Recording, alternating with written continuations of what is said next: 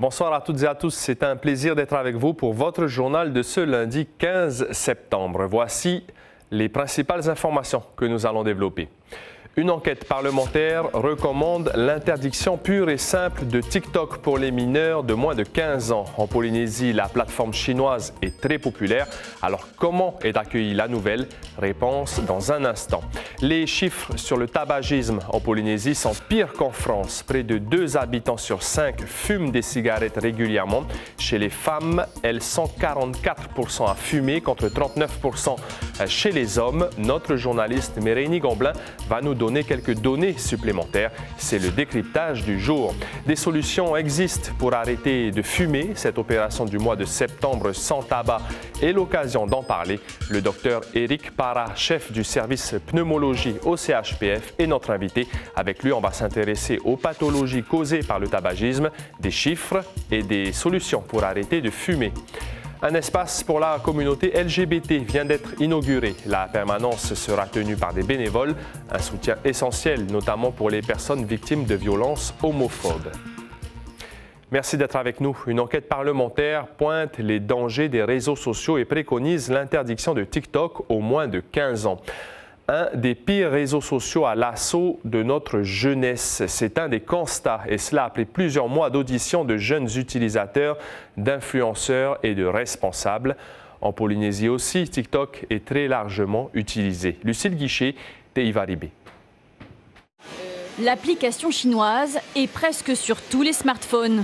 1,5 milliard d'usagers dans le monde. En Polynésie, il est le 3e réseau social le plus utilisé derrière Facebook et Messenger. Problème, ces contenus possiblement trash, la désinformation, la promotion du suicide ou encore de l'extrême minceur.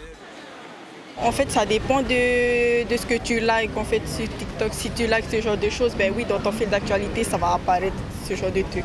Ils n'ont pas encore la maturité pour se prémunir du contenu qui est diffusé. Et voilà, je veux qu'elles grandissent un petit peu avant d'accéder à ce contenu-là. L'enquête des députés vise particulièrement TikTok en raison de sa forte capacité à retenir l'attention des jeunes et de ses algorithmes jugés dangereux. Le pire des réseaux sociaux, note le rapport. Le surf est le sport en vogue en ce moment à Tahiti. Oui, mais quand il n'y a pas de vague, on fait comment? Avec 800 000 abonnés, Kawalu vit aujourd'hui exclusivement de son activité d'influenceur. Les réseaux sociaux, c'est comme un outil, c'est comme un couteau. Soit tu fais la cuisine, soit tu fais des choses mal. Ça dépend de ce qu'on en fait, ça dépend de quel contenu on veut partager aux autres, ça dépend de quel contenu on consomme aussi.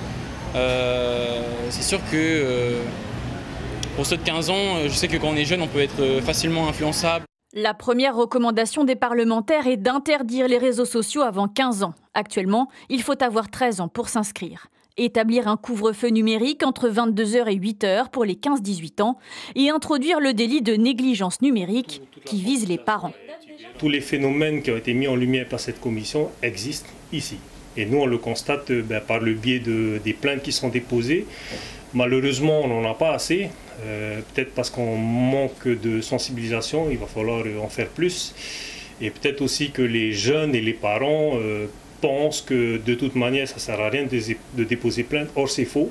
Quelques pays ont déjà adopté ou visent une interdiction pour les moins de 16 ans, comme l'Australie ou la Nouvelle-Zélande. Pour l'heure, aucun ne l'a encore mis en application. Arrêter de fumer, c'est souvent plus facile à dire qu'à faire. En Polynésie, 37 à 39% de la population fume. Selon les derniers chiffres, le tabac reste un véritable problème de santé publique au Fénois. En ce mois sans tabac, c'est l'occasion de faire une pause et de découvrir les solutions pour décrocher. Tourourou Guérard et Patrick Tsintsing. Celle que nous appellerons Hina fume depuis l'âge de 13 ans. Une habitude prise au collège avec ses amis. Aujourd'hui encore, elle n'a pas l'intention d'arrêter. Mais après 33 ans de tabac, sa santé l'oblige à consulter un pneumologue. J'ai ressenti des difficultés respiratoires. Et donc, suite à des exercices physiques sportifs dont je n'arrive plus trop à en faire. Et je sens que ma santé commence à se dégrader aussi. Comme Hina, près de 100 000 Polynésiens fument. Arrêter de fumer est possible, mais bien souvent plus facile à dire qu'à faire. Une mamie m'a tenté encore de le fumer. Depuis là, j'ai le fumé encore jusqu'à peu.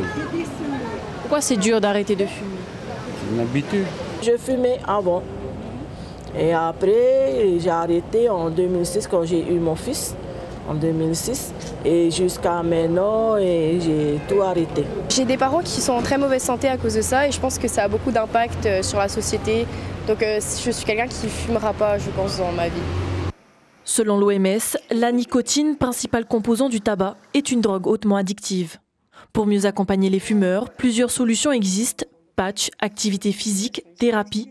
Mais pour ce pneumologue, la clé reste avant tout la motivation. C'est difficile quand on a fumé des années, 20 ans, 30 ans de tabagisme. Pour un sevrage, ce n'est pas évident. Donc il faut qu'il y ait une motivation. Donc dans la dépendance à la cigarette, il y a la dépendance psychologique et la dépendance à la nicotine. L'opération Septembre sans tabac encourage les fumeurs à suspendre leur consommation pendant 30 jours. Cette pause pourrait s'avérer décisive car un mois sans cigarette multiplierait par 5 les chances d'un arrêt définitif. Et vous venez de le voir, les Polynésiens fument beaucoup et de plus en plus jeunes. Face aux enjeux de santé publique, l'Assemblée territoriale a voté une nouvelle loi pour mieux lutter contre le tabagisme. Bonsoir Mérénie Gomblin. Alors, quel est le profil du fumeur moyen du Fénois? Eh bien, selon cette étude réalisée par la Direction de la Santé en 2022, le tiers des fumeurs polynésiens est souvent issu de milieux sociaux défavorisés. Ce sont souvent des chômeurs ou bien des jeunes en apprentissage. Et puis, ils fument en moyenne 12 cigarettes par jour. C'est souvent du tabac à rouler puisque c'est moins cher, mais c'est beaucoup plus nocif. À noter que le tabac à rouler il y a 3 fois plus de nicotine à l'intérieur et de goudron. Autre chiffre, les femmes fument plus que les hommes, vous l'avez dit Marouki, 44% contre 39% des hommes. Et ce chiffre aussi alarmant, 32% des femmes continuent de fumer pendant leur grossesse, c'est le double par rapport à l'Hexagone. Et ce qui surprend aussi, Mérénie, c'est que les Polynésiens commencent à fumer très tôt. Oui, ils commencent, selon l'enquête de EAPIARI de 2024, avant l'âge de 14 ans le plus souvent. 2 ados sur 3 continuent à fumer plus de 10 ans après cette première expérimentation. Et le problème moderne, ce sont les cigarettes électroniques. Il y a un double problème avec les cigarettes électroniques. C'est d'abord l'impact écologique avec toutes ces batteries que l'on jette et puis le risque addictif très élevé pour ces adolescents. Alors du coup, face à ces chiffres, l'Assemblée de Polynésie a décidé de légiférer. Le 29 août dernier, une loi a été votée, vous l'avez dit, pour lutter contre le tabagisme. Et cette loi comprend un amendement d'interdiction de la cigarette électronique qui entrera en vigueur le 1er juillet 2026. Alors, un abonnement qui représente quand même 60 millions de pertes pour les commerçants, mais le pays fait des économies du coup ailleurs. Et oui, il fait des économies en termes de santé publique, notamment puisque le tabagisme souvent engendre le cancer du poumon. Et le cancer du poumon, c'est 100 à 120 millions de francs par an par patient pour un seul traitement. À savoir aussi que le cancer du poumon est l'un des plus fréquents chez les hommes et chez les femmes. Et puis il y a aussi les victimes du tabagisme passif qu'il ne faut pas oublier parce que fumer, c'est dangereux pour un fumeur, mais c'est aussi dangereux pour l'entourage qui inhale ces fumées. Avec nous, merci beaucoup Mérénie Gomblin. Avec nous en plateau, le docteur Éric Para, donc en charge du service pneumologie du CHPF. Bonsoir, merci d'avoir accepté notre invitation. On l'a vu, 100 000 Polynésiens fument. Pour beaucoup, ça commence tôt, 13 ans même, on l'a entendu dans le reportage. Est-ce qu'il y a des jeunes qui ont moins de 20 ans, par exemple, que vous suivez en pneumologie? Ah oui, régulièrement, malheureusement, et de plus en plus souvent. Voilà, notamment des cancers du poumon chez des personnes fumeuses de plus en plus jeunes, et c'est dramatique. Alors, mis à part arrêter de fumer, qu'est-ce qu'on peut conseiller aux fumeurs pour éviter de développer des pathologies respiratoires? Premièrement, la meilleure prévention, c'est de ne jamais commencer le tabac. Voilà, et malheureusement, on voit que ces puffs, avec des dosages 10 fois supérieurs, sont faits pour précipiter les jeunes dans l'addiction, et donc les rendre addicts à la nicotine, voilà, et les précipiter dans le tabagisme ou des produits similaires. Donc vraiment, mon collègue l'a dit, la première chose dans la prévention, c'est la motivation chez le fumeur. S'il n'y a pas de motivation, ça ne peut pas marcher. Après, les techniques, elles sont connues de sevrage, il y en a beaucoup. Les patchs, les gommes, les techniques, l'hypnose, enfin il y en a énormément. Tout ça, ça donne 20% de résultats, parce que ça doit être accompagné de mesures de sport et d'alimentation qui sont indispensables. Tante Para, on l'a entendu dans le reportage, il y a beaucoup de consommateurs de cigarettes roulées, ou plutôt non filtrées, du taho, du bison. Est-ce que c'est encore ça aggrave la situation sanitaire des fumeurs en Polynésie. Dès 2000, on avait fait faire une enquête par un comité de lutte contre le tabac qui avait montré que le tabac à rouler était 3 fois plus toxique, 3 fois plus de goudron, 3 fois plus de nicotine. Donc actuellement, nous, le médecin, quand on chiffre le tabagisme sur une vie, quand c'est du tabac à rouler, ben on multiplie par 3, ce qu'on appelle les paquets années. Et en Polynésie, c'est le plus consommé? Ah, c'est le plus consommé de très très loin, oui. Et est-ce que les personnes de conditions modestes, puisque ce sont ces personnes-là qui consomment le tao ou le bison, se font soigner aussi quand elles ont des pathologies ou l'accès aux soins est plus compliqué pour elles? Alors là, on rentre dans des questions complexes de notre organisation sanitaire. Et donc, la première chose que je vais dire par rapport à ça, c'est qu'en ce mois sans tabac, c'est que nous, professionnels de santé, montrions l'exemple. Voilà. Et on ne le montre pas. Donc vraiment, l'hôpital, par sa directrice, avec le soutien du ministère, s'est lancé dans un projet hôpital sans tabac. Voilà, quand on rentre à l'hôpital, moi je suis désespéré, on trouve des mégots partout. On voit des blouses blanches qui fument, donc j'appelle tous mes collègues, tous mes collaborateurs et collaboratrices, montrons l'exemple, c'est indispensable. Dans tes parents, une autre statistique édifiante, 32% des femmes enceintes fument pendant leur grossesse. Est-ce qu'il y a des cas d'enfants qui ont été gravement impactés par ces comportements? On le sait, sur les retards de croissance intra-utérins, sur les fausses couches, sur les accouchements prématurés. Là, la femme qui continue à fumer, elle intoxique directement le bébé. Directement, on empoisonne nos enfants. Voilà. Mais on ne les empoisonne pas que par le tabac. Les malades du cancer, 120 décès chaque année pour le cancer des poumons, mais ça peut aussi générer d'autres cancers de consommer du tabac. Bien sûr, les cancers de la gorge, les cancers ORL, cancer de l'œsophage, le cancer de la vessie, ça fait beaucoup de cancers. Toute dernière question pour une réponse rapide. Les puffs, on légifère actuellement là-dessus. Ça va probablement être interdit, attaqué peut-être en Conseil d'État. Normalement, ça doit aider les fumeurs à arrêter. Il y a les addictions chez les jeunes. Quelle est votre position sur les Notre position, c'est qu'il ne faut pas commencer le tabac et qu'il faut protéger la santé respiratoire sous toutes ses formes. Respirer un air pur. On a la chance en Polynésie d'avoir un air magnifique, indemne de pollution. Pourquoi utiliser toutes ces substances toxiques pour nos poumons ? Et ce sera le mot de la fin. Merci beaucoup, Dr Éric Parent, chef du service pneumologie du CHPF. Merci encore. On parle toujours santé sur notre site Internet. Le stock de pochettes de sang a beaucoup baissé. Le CTS attend des donneurs du groupe O.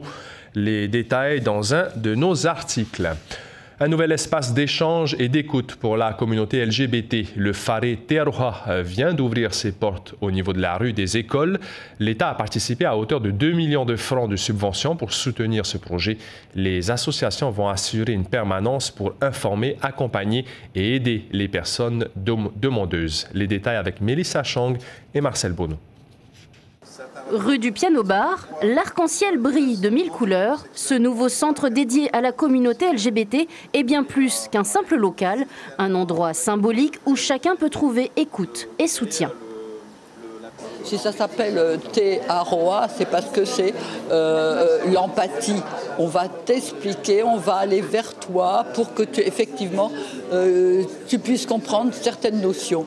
De choses nouvelles qui n'existaient pas avant. Ce lieu s'adresse à la communauté LGBT, mais son rôle va plus loin. Les associations Agir contre le sida et SOS Suicide s'y investissent également. Sur place, bénévoles, psychologues et infirmières se rendent disponibles. Les personnes, des fois, ils ne savent pas, ils n'ont pas de téléphone, ou ils ne savent pas, ils veulent rencontrer une vraie personne.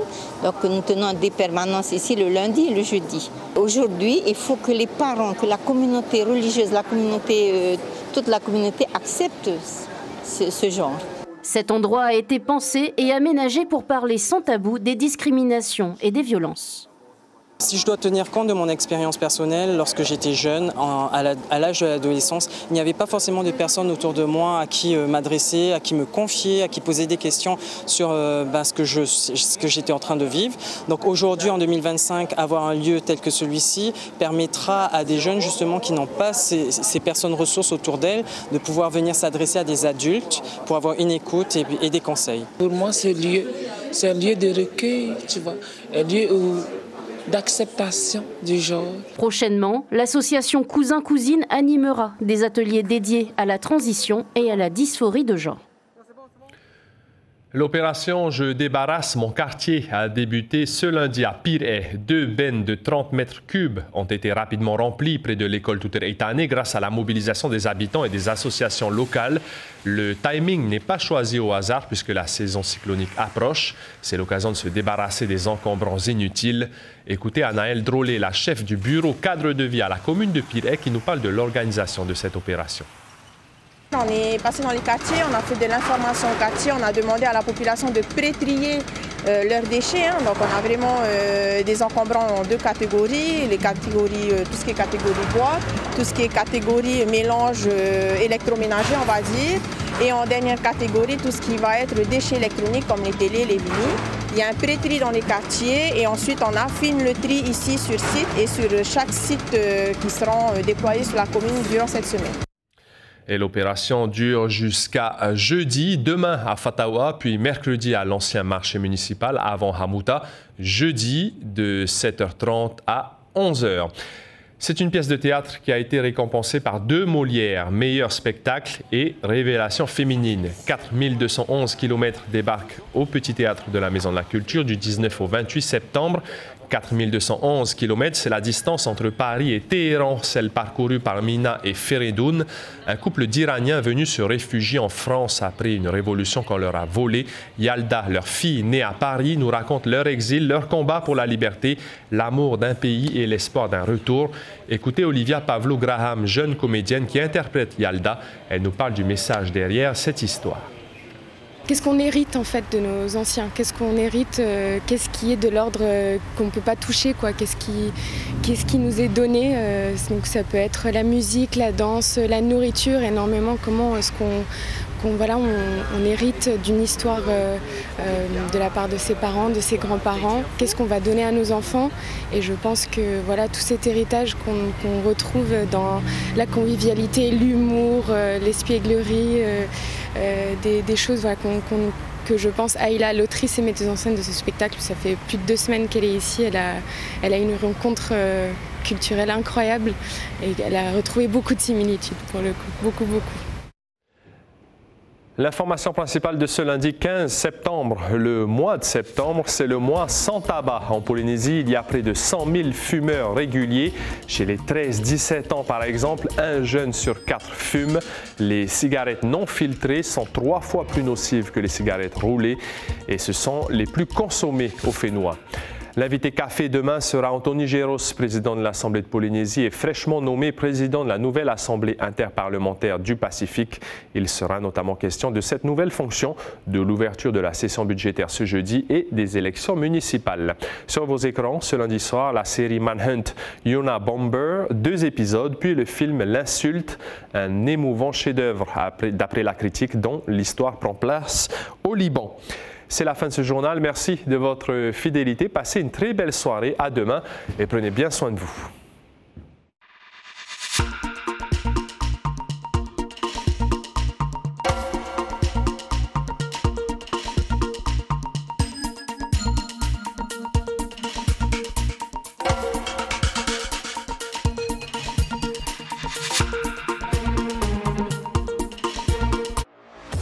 Retrouvez toute l'info sur WhatsApp en scannant notre QR code.